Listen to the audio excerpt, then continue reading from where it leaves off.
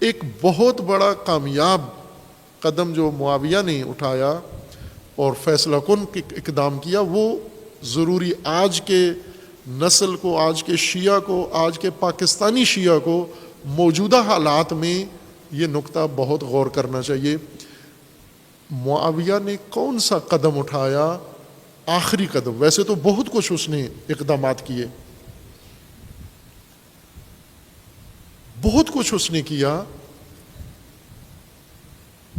جو آہستہ آہستہ دھیرے دھیرے کئی سالوں میں اقتدار تک پہنچنے کا باعث بنا ان کا۔ یہ تمام دنیا کے سیاستدان اس کو پڑھتے ہیں باقاعدہ۔ یہ آپ کے سابقہ حکمران وزیر اعظم صاحب، انہوں نے باقاعدہ پڑھا اور کہا بھی، انہوں نے کراچی کے کسی ایک نشست میں، ریکارڈ میں ہے وہ بات، کہ مجھے اگر حکومت ملی تو میں معاویہ ابن ابی سفیان والی حکومت قائم کروں گا۔ وہ رول ماڈل ہیں سیاستدانوں کا۔ سیاست میں سیاستدان امیر المومنین کو نعوذ باللہ ناکام سیاستدان سمجھتے ہیں اور معاویہ کو کامیاب سیاستدان۔ ظاہر ہے جو اقتدار میں رہ نہ سکے تو ناکامی ہے اس کی، جو اقتدار لے لے اس کا دور دور تک کوئی امکان نہ ہو، لیکن ایسی سیاست کرے کہ اقتدار تک پہنچ جائے اور وہ مقتدر شخصیات اقتدار میں ان کو باہر کر دے اقتدار سے، سیاست کی دنیا میں تو اس کو کامیابی کہا جاتا ہے۔ اس لیے یہ اس کو اپنا امام مانتے ہیں سیاست میں سیاستدان۔ پاکستان کے سارے سیاستدان، نہ ایک دو، سب پاکستان کے سیاستدانوں میں ہر مذہب سے تعلق رکھنے والے ہیں۔ اہل سنت ہیں، دیوبندی رجحانات والے ہیں، بریلوی رجحانات والے ہیں، مخدوم مشائخ ہیں، شیعہ ہیں، اہل حدیث ہیں۔ چونکہ آپس میں بے شک فرقے بنا لے لیکن اقتدار سب کی کمزوری ہے۔ آپ یہ نہ کبھی کہیں کہ شیعہ عورتوں کا نہیں ہوتا، خواہش مند نہیں ہوتا، غیر شیعہ ہوتا ہے، نہ، اس میں شیعہ سنی کی فرقے کی بات ہی نہیں ہے۔ یہ انسانی فطرت ہے، طبیعت ہے۔ ہر مرد کسی بھی مذہب سے تعلق رکھنے والا ہو، اس کے اندر یہ رجحان موجود ہے، خواہش موجود ہے۔ یہ نہ کہو کہ یہ شیعہ ہے تو پھر تو اپنا بھائی ہے، نہ، نامحرم کے قواعد سب کے لیے ہیں۔ وہ مجھے یاد ہے، یہ سنا سنایا واقعہ نہیں، حقیقی واقعہ ہے، کہ ایک مولانا کسی علاقے میں گیا اور وہاں سے،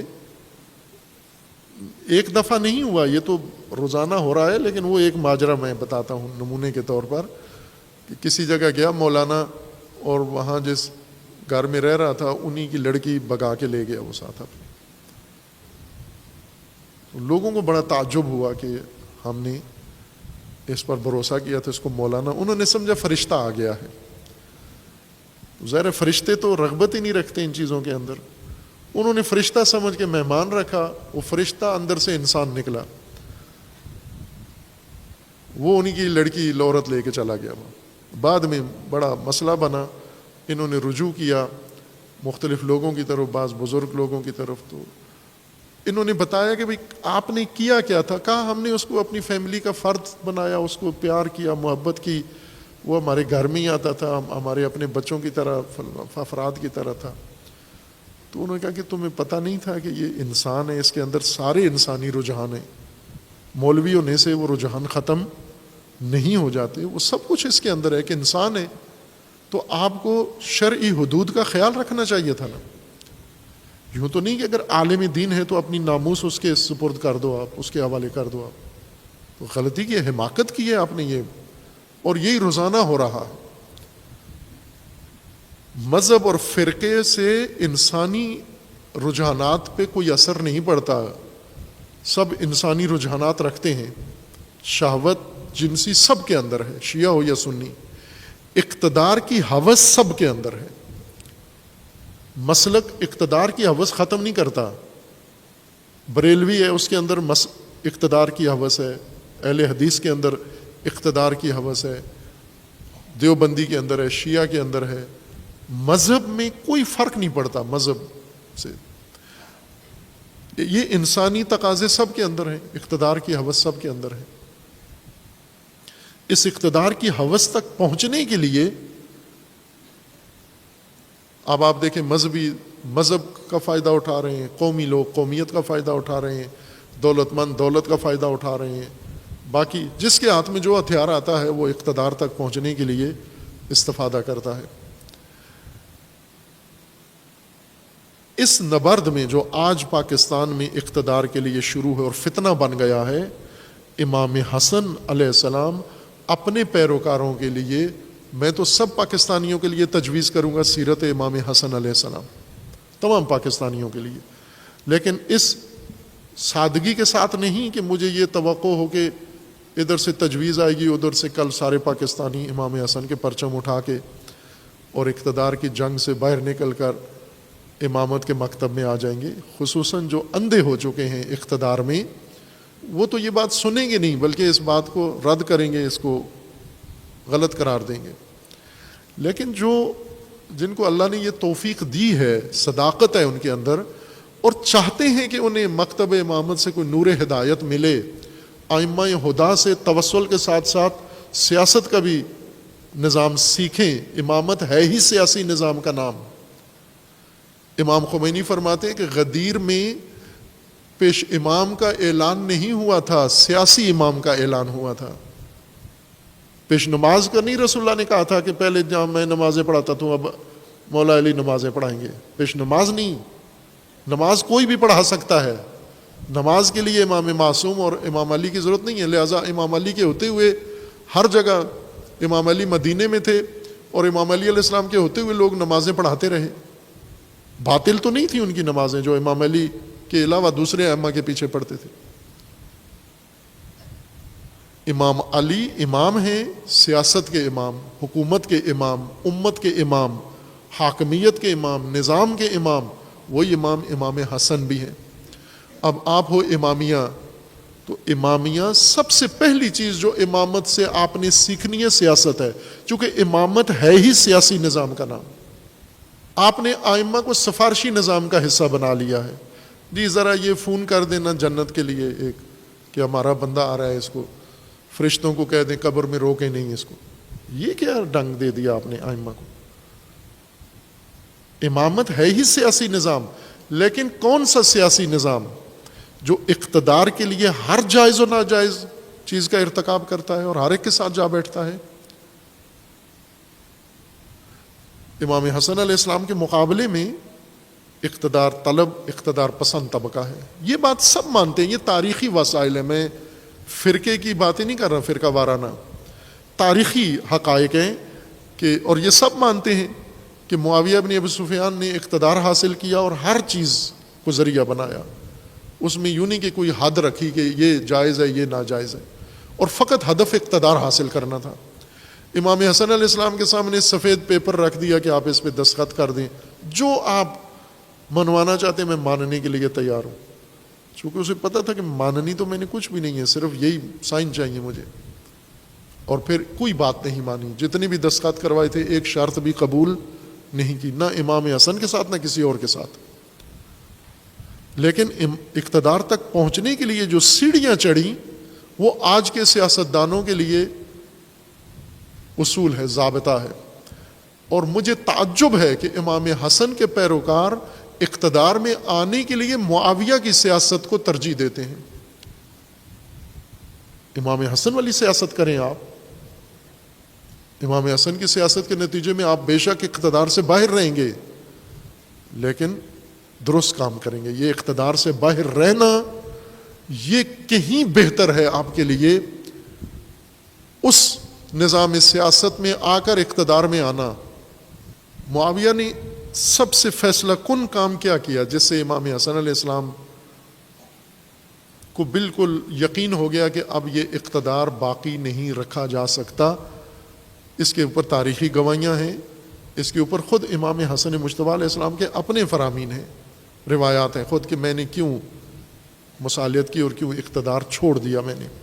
لیکن جو آخری اور فیصلہ کن قدم اٹھایا وہ یہ تھا، کس کی مدد سے معاویہ نے یہ میدان مارا اقتدار کا، اور کس کی مدد سے امام حسن علیہ السلام کو اقتدار سے باہر کر دیا۔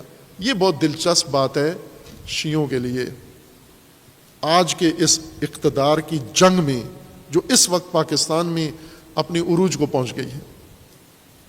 میں 2 دن پہلے عرض کیا تھا، رات کو یہ گفتگو کی تھی کہ یہ سیاسی نفرت کی سیاست دہشت گردی میں تبدیل ہو جائے گی. صبح وہ کام پنجاب اسمبلی میں ہو گیا، باقاعدہ طور پر سیاسی دہشت گردی شروع ہو گئی ہے، اور اب خود وہ سیاستدان بھی کہہ رہے ہیں کہ یہ تو دہشت گردی ہونے جا رہی ہے. اور اب آپ دیکھیں آگے بڑھے گی، یہ یہاں رکے گی نہیں. گلی گلی میں اور گھر گھر میں اب لوگ شیعہ سنی جھگڑا چھوڑ دیں گے. اب سارے پہلے وہ سپاہ صحابہ اور سپاہ محمد اور یہ نام سنتے تھے لوگ، اب سپاہ عمران خان اور سپاہ نون لیگ اور سپاہ فلاں لڑیں گے آپس میں. اور شروع ہو گیا ہے یہ جنگ، ہر گھر کے اندر شروع ہو گئی ہے یہ جنگ، یہ دہشت گردی. اس میں جو اہم طبقہ ہے پیروان امامت کا کیا رول ہے اس اقتدار کے آج کے جھگڑے میں؟ یہ حالیہ اس وقت ان دنوں کا جھگڑا ہے یہ پاکستان کے اندر. کیا کرنا ہے آپ نے؟ جو امام حسن کے زمانے میں کیا تھا وہ کرنا ہے آج. اگر وہ رول آپ نے ادا کیا پھر تو یقیناً اقتدار امام حسن کے اور امامت کے رقبا کو ملے گا. فیصلہ کن قدم معاویہ نے کیا اٹھایا؟ فیصلہ کن قدم یہ تھا کہ ایک تو اپنے جاسوس بھیجے. 3 گروہ معاویہ نے امام حسن علیہ السلام کے پیروکاروں میں، امامت کے نظام سے تعلق رکھنے والوں کے اندر 3 گروہ باقاعدہ رسمی طور پر روانہ کیے. ایک میڈیا سیل اس زمانے میں جاسوس، جن کا کام امام حسن علیہ السلام کے لشکر میں افواہیں، اراجیف پھیلانا تھا. یہ باقاعدہ نام ہے، تاریخ میں ان کے نام ہیں. یہ بھیجے، شام سے آئے اور کچھ کوفیوں کو اپنے ساتھ ملایا، جان پہچان تھی، ان کی دوستیاں تھیں، یا کچھ کو باقاعدہ پیسے کے ذریعے سے خریدا، ملازم رکھا کہ ہم نے یہاں پر ایک میڈیا سیل چلانا ہے اور وہ پروپیگنڈا کرنا ہے آپ کے خلاف، امام حسن کے خلاف، افواہیں پھیلانی ہیں. ایسی افواہیں جس سے اس لشکر کے اندر انتشار پیدا ہو، مایوسی پیدا ہو، نا امیدی پیدا ہو. اور بہت کامیابی کے ساتھ یہ کام کیا. امام حسن علیہ السلام نے باقاعدہ ایک نوٹیفیکیشن جاری کیا بصرہ اور کوفہ کے حاکم کے نام. کوفہ میں تو خود امام تھے، کوفہ میں اپنے کمانڈر کے نام اور بصرہ کے حاکم کے نام، کہ شامی جاسوس جو آ کر ہمارے لشکر میں افواہیں پھیلا رہے ہیں، ہماری چھونیوں میں گھس گئے ہیں، ان کو پکڑ کے قتل کر دیا جائے. کوفی جاسوس ایک پکڑا گیا اور قتل ہو گیا. بصرہ والا بعض تاریخوں میں ہے کہ وہ بھی پکڑ کے قتل کر دیا، لیکن ایسا کوئی قول قاطع نہیں ہے. بعض میں ہے کہ وہ ہاتھ آیا ہی نہیں، ان کے چھپ گیا وہ. اور یہ 2 مین چھونیاں تھیں امام حسن مجتبی علیہ السلام کی. یہاں پر انہوں نے یہ کام کیا. دوسرا گروہ انہوں نے ایک اور کوفیوں کا تشکیل دیا، ستون پنجم. ایک یہ تھا جو افواہیں پھیلائے، جھوٹ پھیلائے، پروپیگنڈا کرے مختلف قسم کا، کہ امام حسن علیہ السلام نے معاویہ سے پیسے وصول کر لیے ہیں. یہ ایک افواہ یہ پھیلائی. امام حسن علیہ السلام صلح کرنے جا رہے ہیں، معاویہ کے ساتھ صلح کرنے جا رہے ہیں. ایک وفد شام کی طرف سے آیا کہ ہم مذاکرات کرنے آئے ہیں. امام علیہ السلام نے ان کو وقت دیا. اسی چھونی میں یہ 2 یا 3 بندے تھے، انہوں نے آ کے ملاقات کی. ملاقات کر کے اب ہونا یہ چاہیے تھا کہ اگر شامی وفد آیا ہے، جیسے پاکستان میں غیر ملکی وفد آتا ہے تو باقاعدہ ایک مشترکہ پریس کانفرنس ہوتی ہے، ایک بیانیہ مشترکہ جاری ہوتا ہے کہ ہم نے اس غیر ملکی وفد کے ساتھ یہ معاہدہ کیا ہے، یہ بات چیت ہوئی ہے، یہ ہم نے اعلان کرنا ہے. لیکن تحکیم کے واقعہ کی طرح اس وفد نے اندر کیا بات چیت کی یہ نہیں بتائی. باہر نکل کر دعائیں دینے لگے. توجہ کریں یہ کتنا انہوں نے زیرکانہ کام کیا. باہر نکل کر امام حسن علیہ السلام کے اس خیمے سے، مذاکراتی خلیفہ کے خیمے سے، حاکم وقت کے خیمے سے نکل کر باہر دفتر سے، تو بلند بلند امام حسن علیہ السلام کے ساتھیوں کو سنانے کے لیے بلند بلند آواز سے دعائیں دینا شروع کر دیں. امام حسن کا اللہ بھلا کرے، بہت شریف آدمی ہیں، بہت نائس آدمی ہیں، بہت اعلیٰ شخصیت ہیں، بڑے اعلیٰ ظرف ہیں، انہوں نے امت کو خون خرابے سے بچا لیا ہے، انہوں نے بڑی تباہی سے امت کو بچا لیا ہے، یہ بڑی قربانی ہے ان کی طرف سے. امام حسن علیہ السلام، اب ظاہر مذاکرات ہوئے ہیں، مذاکرات کے بعد امام نے بتانا تھا کہ ان کی کیا بات کرنے آئے تھے اور کیا بات ہوئی ہے یا نہیں ہوئی، ہم نے ان کی شرائط مانی ہے یا نہیں مانی. ابھی امام علیہ السلام اپنے کمرے میں ہیں، یہ پہلے باہر نکل کر بلند بلند آواز سے امام حسن علیہ السلام کو دعائیں دینا شروع کر دیں. یہ پروپیگنڈا ہے، یہ طریقہ ہے. آپس میں امام کے ساتھیوں کو خطاب نہیں کر رہے، آپس میں تینوں بلند بلند آواز سے امام حسن کو دعائیں دینا شروع کی شامیوں نے کہ اللہ ان کا بھلا کرے، یہ بہت اعلیٰ درجے ہیں، اعلیٰ درجے پر ہیں، بڑی اعلیٰ ظرف ہیں، امت کو بچا لیا انہوں نے اور بڑا خوبصورت فیصلہ کیا انہوں نے، تمام مسائل اس سے حل ہو جائیں گے، ہر آدمی آسودہ ہو جائے گا. تو لوگوں نے، امام حسن کے سپاہیوں نے، فوجیوں نے سنا کہ یہ کیا دعائیں دے رہے ہیں. اس کا مطلب ہے کہ ہمیں اعتماد میں لیے بغیر، ہمیں بتائے بغیر اندر کوئی معاہدہ ہو گیا ہے. یہ دعائیں دیتے ہوئے امام کے لشکر سے باہر چلے گئے، بس اپنا کام کر دیا. یہ اب یہاں جن لوگوں نے یہ دعائیں سنی شامیوں کی زبانی، تو انہیں چاہیے تھا یہ فوراً امام کے خیمے میں آتے اور پوچھتے آ کر کہ یہ باہر نکل کر اس طرح کا تاثر دے رہے ہیں کہ گویا کوئی جنگ بندی ہو گئی ہے یا کوئی صلح ہو گئی ہے یا آپ اقتدار چھوڑ رہے ہیں.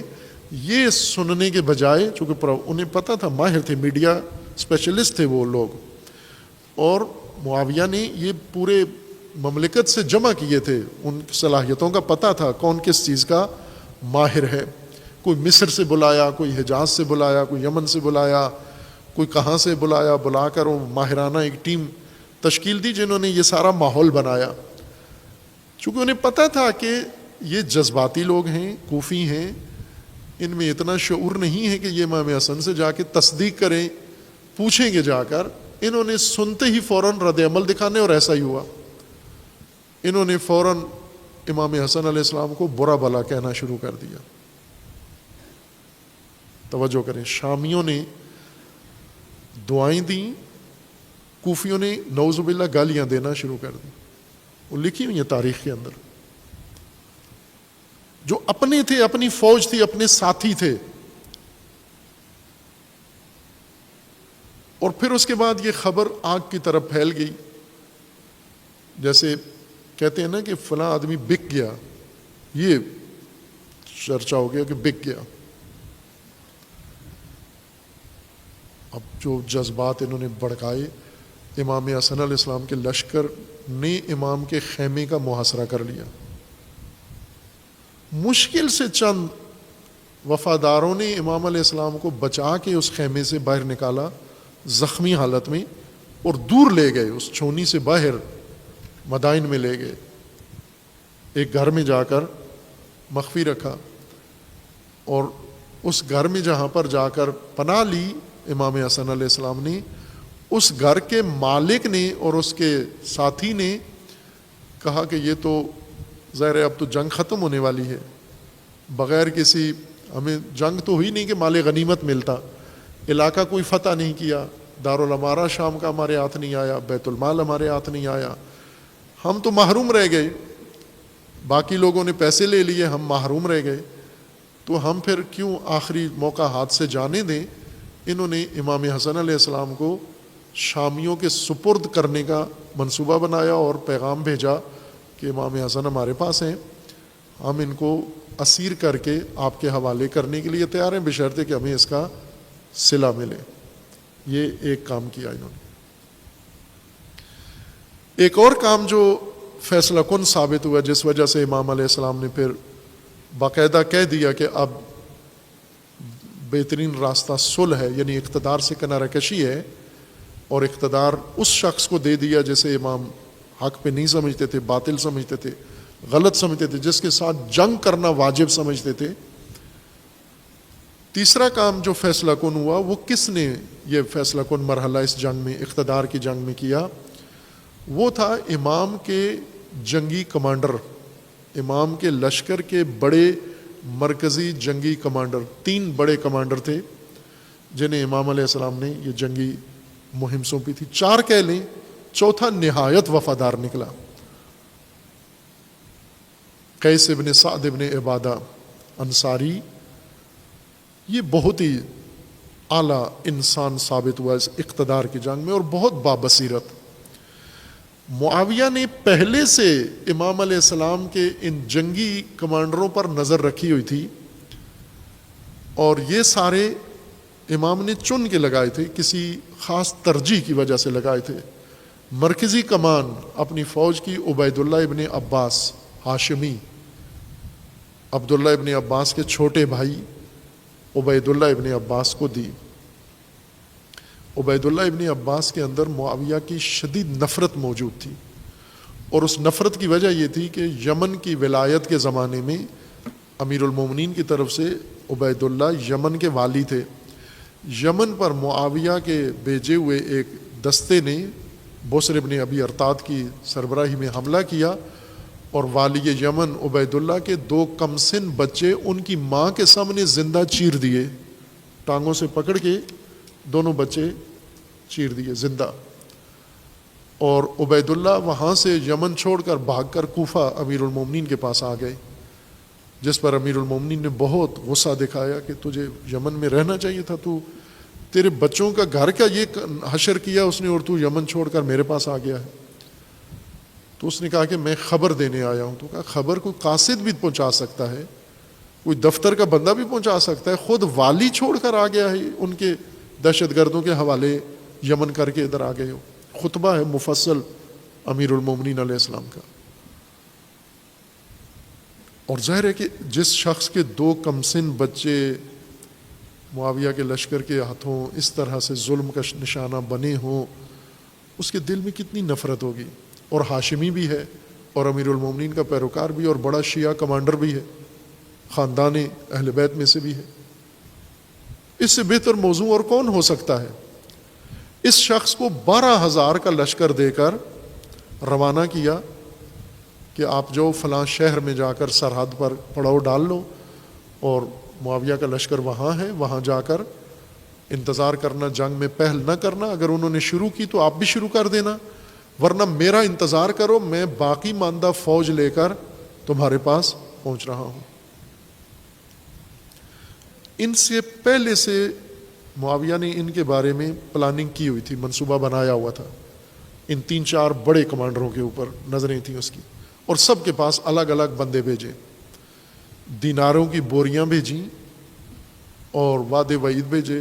جو ہی یہ وہاں پہنچا مسکن شہر میں، اس آبادی میں، وہاں پر رات کے وقت وہ شامل وفد آیا، اور انہوں نے ملاقات کی، آ کر 3 وعدے دیے اس کو۔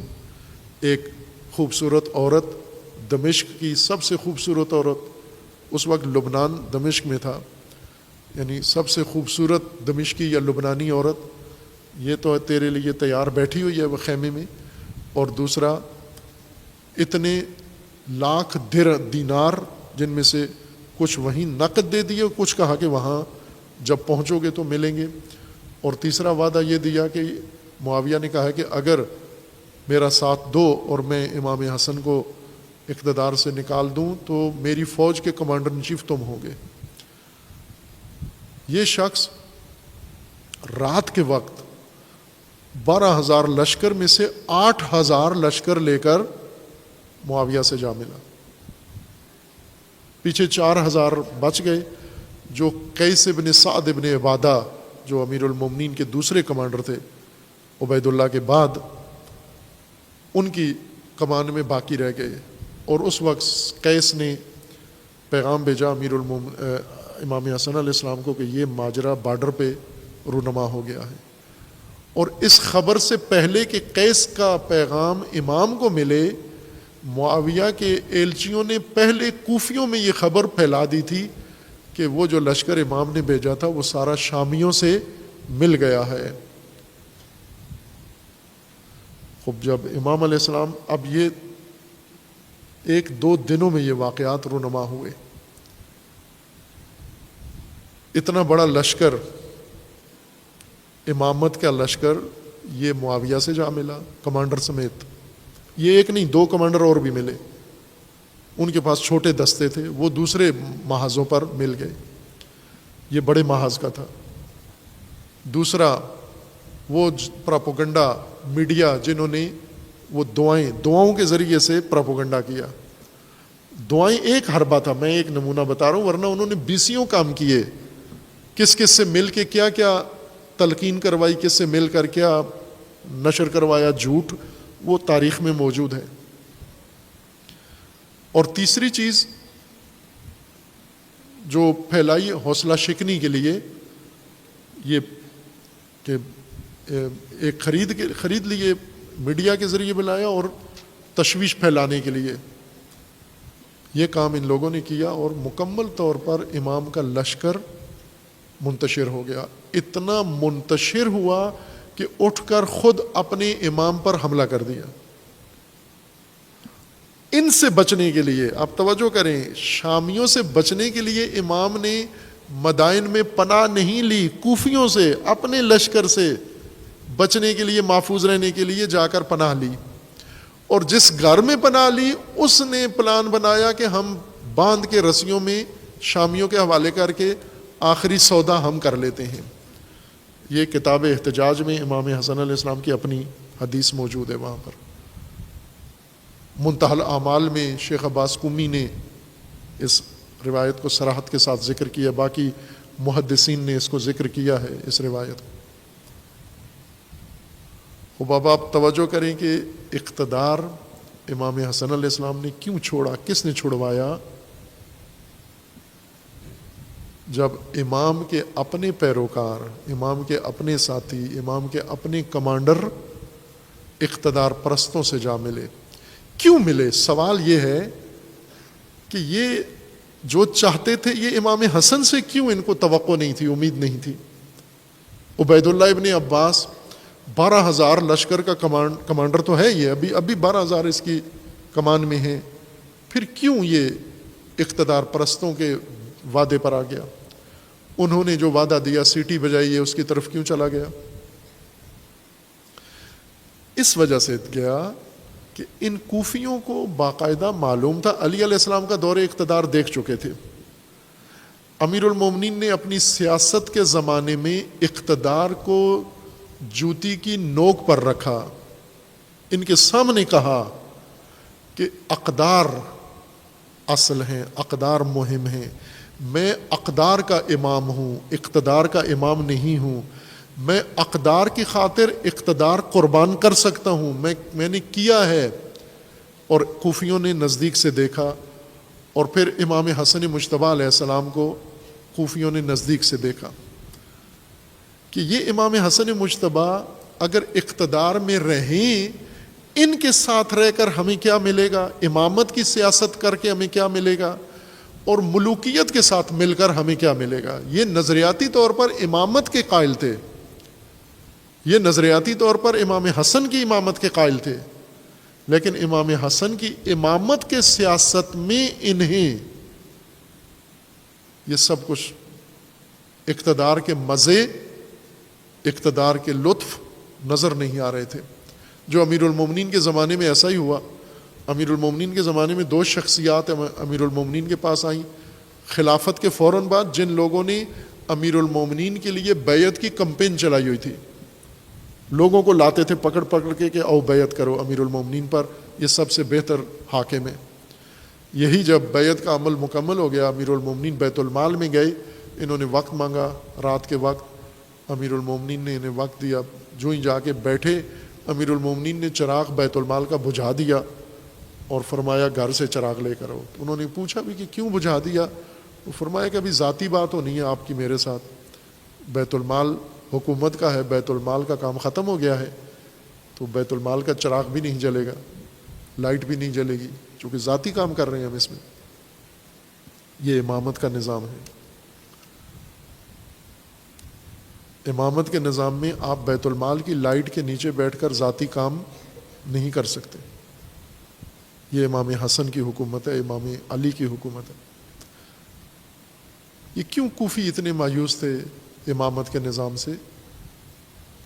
انہی وجوہات سے. تو انہوں نے کہا کہ ہم, امیر المومنین نے کہا کہ بتائیے کیوں آئے ہو؟ تو انہوں نے کہا کچھ کہنے آئے تھے, اب ضرورت نہیں ہے, جواب مل گیا ہے. آئے کیوں تھے؟ کوفہ اور بصرہ کی حکومت لینے کے لیے, کہ ایک کو کوفہ کا حاکم بنا دیں, دوسرے کو بصرہ کا حاکم بنا دیں. تو جو حاکم, جو والی چراغ 1 منٹ ہمارے لیے بیت المال کا نہیں جلانے کے لیے حاضر, وہ ہمیں یہ سب کچھ کیسے دے گا؟ لہٰذا یہی چلے گئے, وہاں سے جا کر جنگ جمل کی تیاریاں شروع کر دیں. عزیزان, یہ اقتدار کے نظام میں امامت کی سیاست, امامت کا جنگ کا طریقہ, اقتدار یا اقدار. اور امام حسین علیہ السلام نے اس مکتب امامت میں پھر اوج کر دی, معراج کر دی. اقتدار سے ٹکرا کر اقدار بچانے کے لیے نہ صرف اقتدار قربان کر دیا, امیر المومنین نے اقتدار قربان کیا, امام حسن نے اقتدار قربان کیا, امام حسین نے سب کچھ اقدار پر قربان کر دیا. ایک کام جو پروپیگنڈا معاویہ کے لشکر نے امام حسن علیہ السلام کے ساتھ کیا, جو آج تک لوگوں کی گمراہی کا سبب بنا ہوا ہے. میں کئی علماء محققین سے یہ کہا ہے کہ بنو امیہ کے دور میں جو کچھ دینی متون مدون ہوئے ہیں, کیا ان میں نظر ثانی کو آپ ضروری نہیں سمجھتے؟ بنو امیہ کے دور میں جو حدیث کی کتابیں لکھی گئی ہیں, بنو امیہ کے دور میں جو فقہی کتابیں لکھی گئی ہیں, بنو امیہ کے دور میں جو تاریخ لکھی گئی ہے, بنو امیہ کے دور میں جو تفسیریں لکھی گئی ہیں, بنو امیہ کے دور میں جو دین کے مجموعے بنائے گئے ہیں, تربیت ہوئی ہے, کیا ان سب میں آپ ضروری نہیں سمجھتے کہ نظر ثانی کی جائے؟ کہ جب بنو امیہ ہر چیز کو, جائز ناجائز کو استعمال کرتے تھے اقتدار کے لیے, دین کو خصوصاً, اور وہی دین آپ تک آ پہنچا ہے, تو کیا آپ ضروری نہیں سمجھتے کہ اس میں تھوڑا سا نظر ثانی کر لیں کہ یہ ممکن ہے بنو امیہ نے اس کو اپنے اقتدار کے لیے بنوایا ہو؟ ضرورت سمجھتے ہیں لیکن جرأت نہیں کرتے. ایک کام جو بنو امیہ نے کروایا وہ یہ تھا, یعنی ان کا یہ میڈیا سیل بہت کامیاب میڈیا سیل تھا. انہوں نے جب ایک طرف سے یہ پروپیگنڈا کروایا کہ امام حسن علیہ السلام جنگ نہیں کرنے کے لیے تیار ہیں بلکہ صلح پر سوچ رہے ہیں, اور صلح کے لیے بھی کوئی بڑا معاوضہ لے کر یہ کرنے چاہ رہے ہیں شامیوں سے, یہ پروپیگنڈا انہوں نے کروایا. اس سے پہلے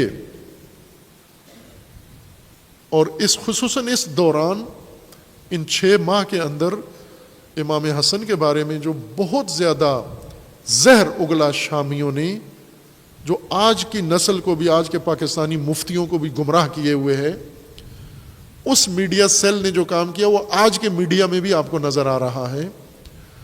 انہوں نے یہ اکسانا شروع کیا, پھیلانا شروع کیا کہ امام حسن علیہ السلام کو سیاست سے, اقتدار سے, جنگ سے, دشمن سے کوئی سروکار نہیں ہے, یہ تو کثرت سے شادیوں میں مصروف ہیں. ان کی خفیہ شادیاں ہیں سینکڑوں کے حساب سے, اور ان کے گھر ہیں, بنگلے ہیں جگہ جگہ پر, ان کی پراپرٹی ہیں, ان کے فلاں ہیں, ان کے پاس مال و منال و مال و دولت اتنا ہے. یہ شامی میڈیا سیل نے یہ کام کیا.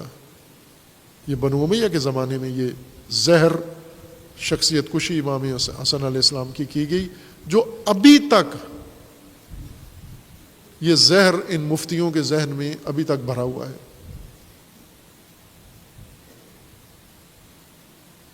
یہ 3 اہم کام انہوں نے کیے. اور فیصلہ کن ان میں سے کون سا ثابت ہو؟ میڈیا سیل نے صرف لوگوں کو بدبین کیا، بدگمان کیا، لیکن جس چیز نے امام حسن علیہ السلام کے اقتدار کی بنیاد ہلائی، کمزور کیا، وہ امام کے اپنے مقرر کردہ کمانڈروں کی خیانت تھی۔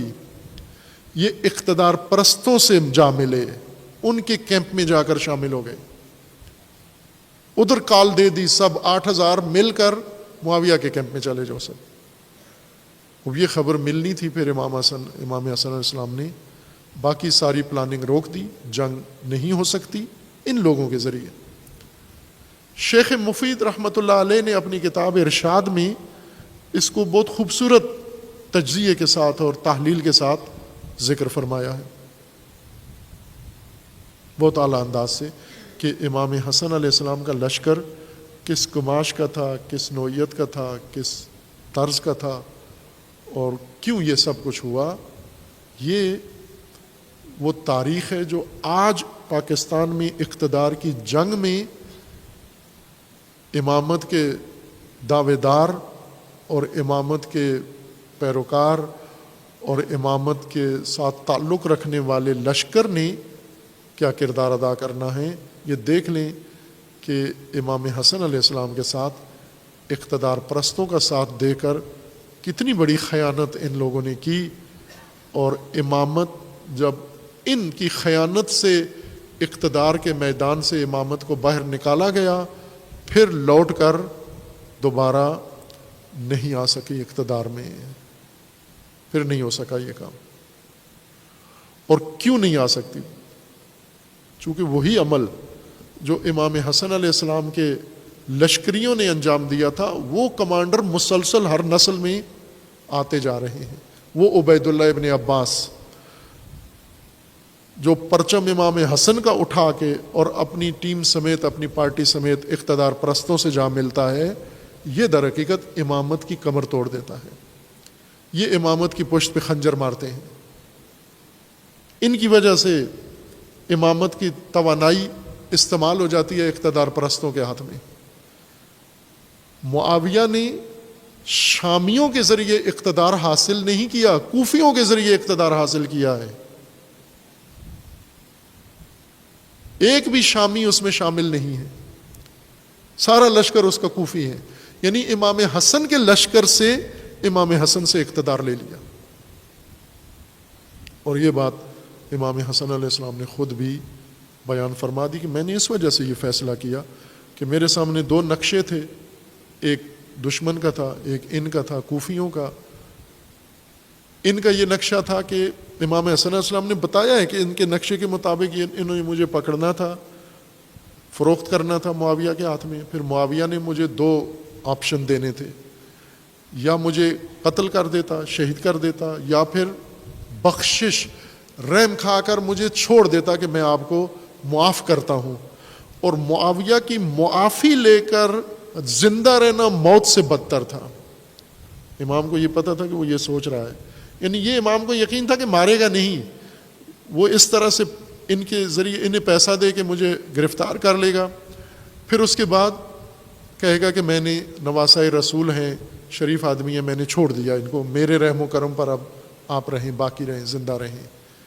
یہ زندگی امام کو پسند نہیں تھی، اس لیے امام علیہ السلام نے فرمایا کہ اب اقتدار